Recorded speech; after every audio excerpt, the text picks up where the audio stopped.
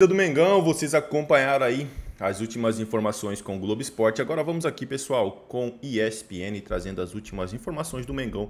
Mengão que estreou com vitória na Copa Libertadores. Torcedor flamenguista, se não é inscrito no canal, se inscreva, deixe seu like e o seu comentário, que isso faz uma enorme diferença. Agora, sem mais enrolação, pessoal, bora pro conteúdo, bora para mais uma notícia.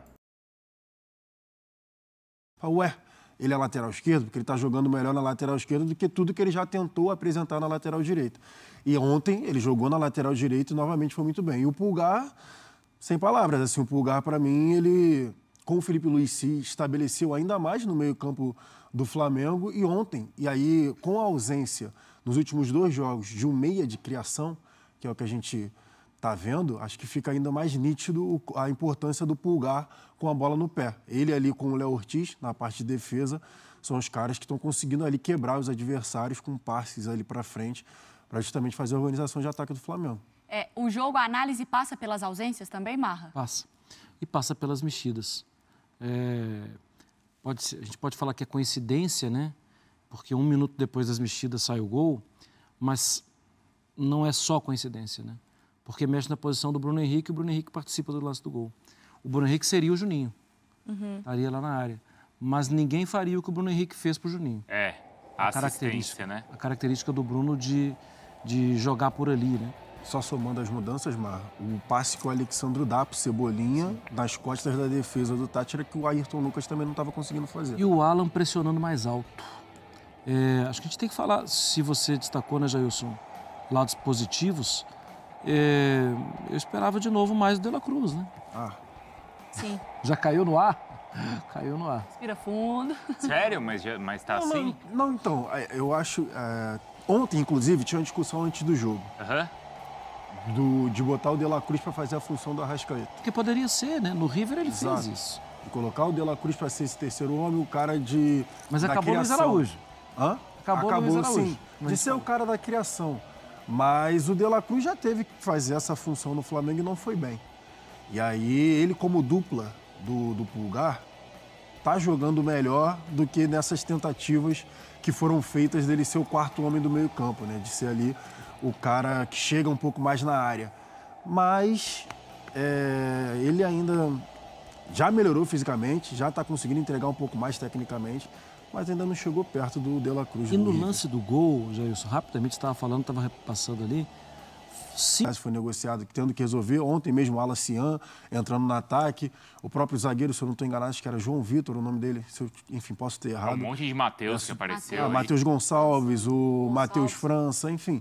Alguns nomes que surgiram da base para você justamente tentar botar, por conta desse... Não é esse elenco... tem um elenco muito bom. A gente não pode esquecer que são 5 jogadores de níveis de seleção que estão de fora. Pedro, o Vinha, o Arrascaeta, o Gerson e o Wesley. São 5 selecionáveis que estão de fora. E mesmo assim, o Flamengo tem Luiz Araújo, tem Cebolinha, essa sabe? É a realidade, Jailson. Se a gente para pensar no Manchester City... De perder jogadores selecionáveis. Vários jogadores da base acabaram ocupando espaço. Entendi. É que o elenco é bom, mas o elenco não é grande. Exatamente. Claro. Tem essa jogador diferença. De seleção então, eu acho que 30 jogadores de seleção. É entender o que é um elenco bom. Isso. Um elenco bom não é ter 2 times titulares no mesmo nível. Um elenco bom é você conseguir vencer jogos e ser competitivo mesmo quando você perde os seus melhores. Eu acho que é isso que o Flamengo tem, entendeu? Sim. E dentro do que a pergunta que você já ia fazendo para o Pedro, eu ia até pedir para separar esses lances, mas acabou que depois eu achei melhor não. Porque seria uma coisa tão tatiquias demais. Mas ontem, a falta de pressão no cara que está com a bola do time adversário, para um time como o Flamengo, que joga com a linha muito alta, 40 metros do gol, ela pode ser, assim, fatal. E ontem, várias vezes, mas eu vou atribuir isso ao cansaço e a um ataque muito diferente do normal. Sim. Ontem, várias vezes, eu ia pedir 3 lances, para você ter uma ideia.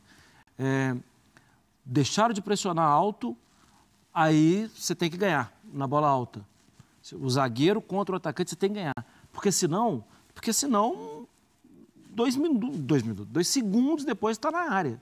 E isso não estava acontecendo.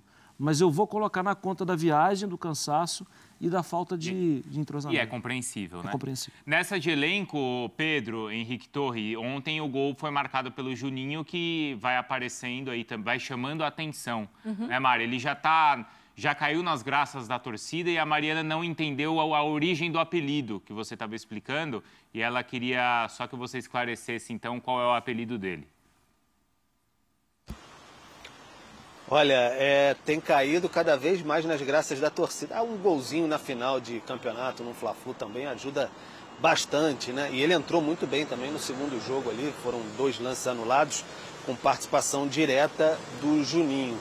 E que chegou com muita desconfiança, né?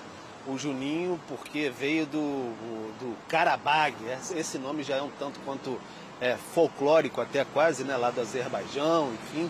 E aí o pessoal ficou meio um tanto quanto desconfiado. Mas aí o pessoal chama bastante de Karabag, mas tem outro apelido no off que não é próprio para o horário.